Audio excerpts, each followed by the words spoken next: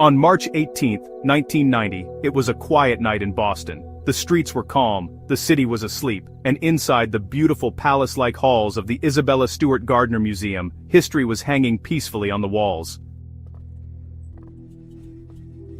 Two men dressed as police officers rang the buzzer. They said they were responding to a disturbance. They said they needed to come in. The security guards hesitated. Museum rules were clear. No one enters after hours, but it was St. Patrick's Day weekend. The city was buzzing. The guards broke protocol.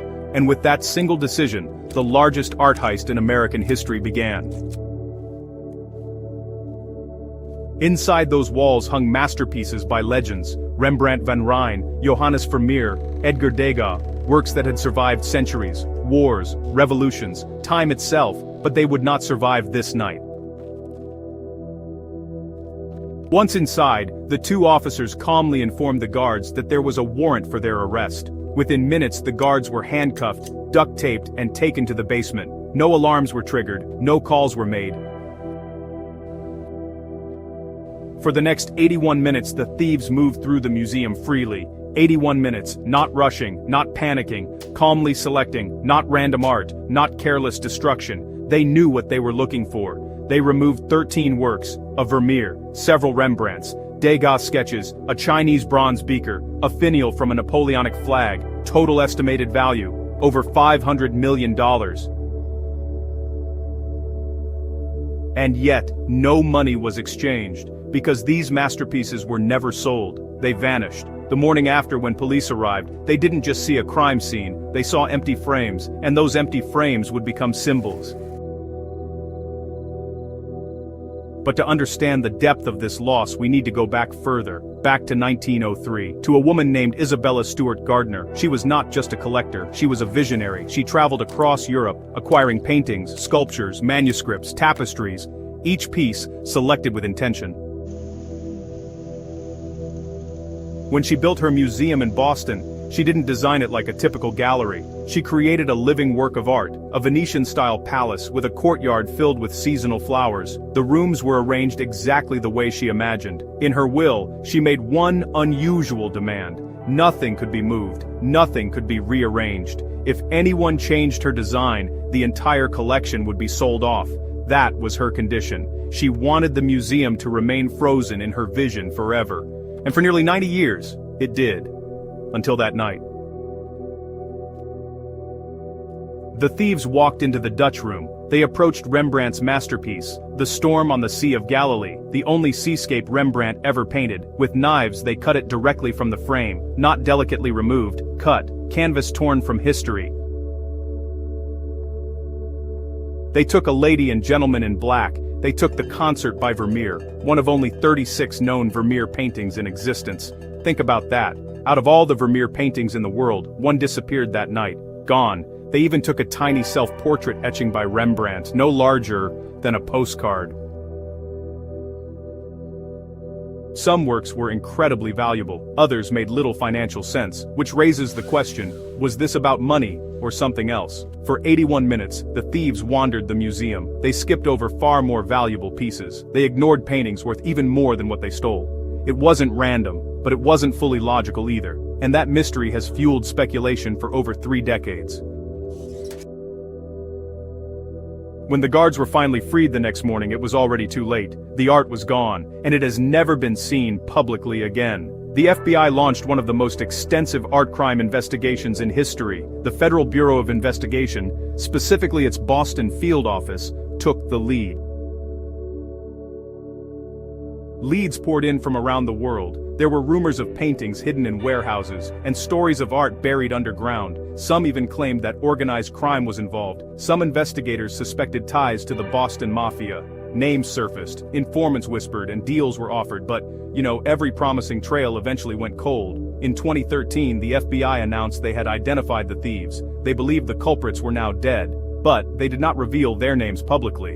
And more importantly, they still didn't have the art. Over 30 years later, the museum continues to offer a reward of up to $10 million for information leading to recovery. $10 million. It's one of the largest private rewards in history, yet no one has come forward with credible proof.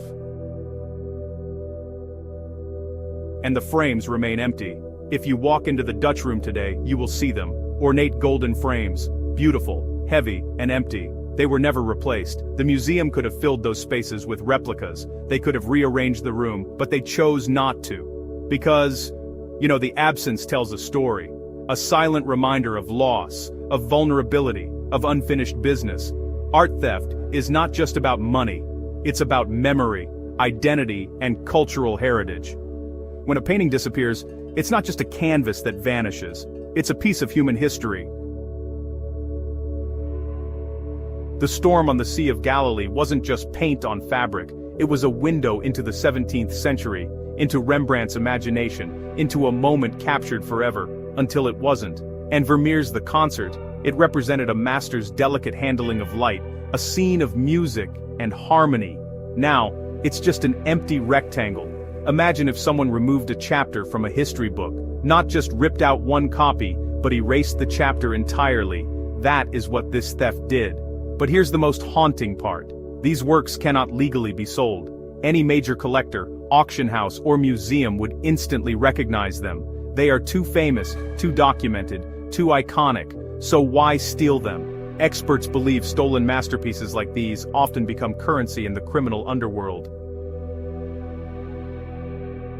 Used as bargaining chips, collateral for drug deals, leverage for reduced prison sentences. In that world, the art isn't admired, it's traded, hidden in basements, rolled up in tubes, stored in damp rooms where mold slowly creeps across centuries-old paint. The thought alone is painful because art deserves light, it deserves viewers, it deserves preservation. Instead, somewhere in the world, maybe in a private attic, maybe destroyed, maybe hidden behind another wall, these masterpieces exist in darkness. Or perhaps they no longer exist at all. Time is not kind to stolen art. Without proper conservation, temperature control, humidity management, even the most durable oil painting can deteriorate, and every year that passes reduces the chance of safe recovery.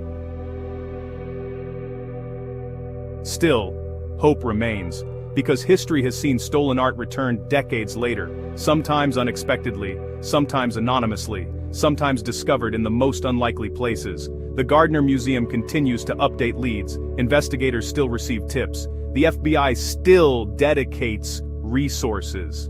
Because this case is not closed, and it may never truly be closed until the paintings come home. But there is something deeper here. This heist wasn't just a crime, it was a breach of trust. Two guards made a decision, one small decision, to open a door. And that decision altered history. How often in life do small choices create irreversible consequences? How often do we underestimate a moment? For those guards, it was a routine night. For the thieves, it was a carefully planned operation. For the world, it became a mystery that refuses to fade. The Isabella Stewart Gardner Museum was designed as harmony, art balanced with architecture, each piece placed deliberately, and when 13 works were removed, it was like removing notes from a symphony. The music doesn't stop, but it changes.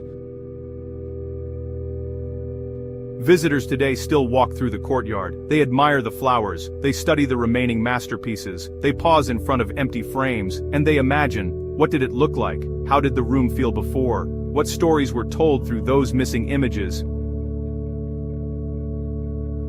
The emptiness has become part of the museum's identity, a wound that never fully healed, but also a symbol of resilience, because instead of hiding the loss, the museum displays it, openly, honestly, as if saying, we remember, we are waiting, and one day, maybe, they will return. More than 3 decades have passed, new generations have grown up hearing about the heist, documentaries have been made, books written, podcasts recorded, yet no clear answers, no courtroom confession, no dramatic recovery, just silence and empty frames. In a world where news cycles last hours and scandals fade within days, this mystery endures, because it touches something timeless: art, legacy, human ambition, and the fragile line between protection and vulnerability. If those 2 men had been denied entry that night, perhaps nothing would have happened. If alarms had been triggered, perhaps the paintings would still hang today. If someone talks, if one person, somewhere, chooses to reveal the truth, perhaps history can be restored. Until then, the largest property theft in United States history remains unsolved. 13 works, $500 million, one museum forever changed, and a question that still echoes, where are they?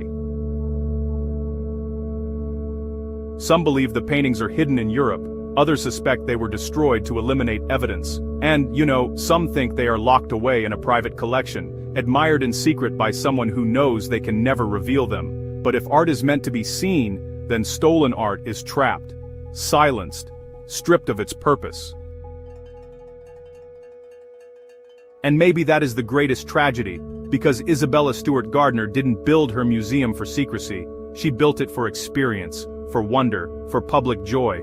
She arranged each piece like a conversation across centuries, and in 1990, someone interrupted that conversation.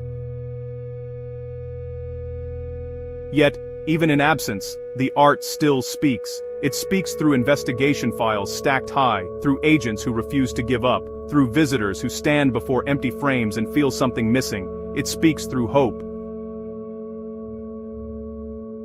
Because as long as those frames hang, there is a possibility that one day a truck will pull up to the museum, crates will be unloaded, carefully opened, and inside, a storm at sea, a quiet musical gathering, faces painted centuries ago, return to their rightful walls. Until that day comes, the Gardner Museum remains both a masterpiece and a mystery, a palace of beauty, and a reminder that even the most guarded treasures can disappear. Thank you for watching this documentary till the end. This story is not just about stolen paintings but about history, vision, and the value we place on culture. If you found this documentary meaningful, share it with others so more people know about this unsolved mystery. Because sometimes, awareness keeps hope alive. And maybe, just maybe, the next lead that brings these masterpieces home will come from someone who heard this story and decided to speak.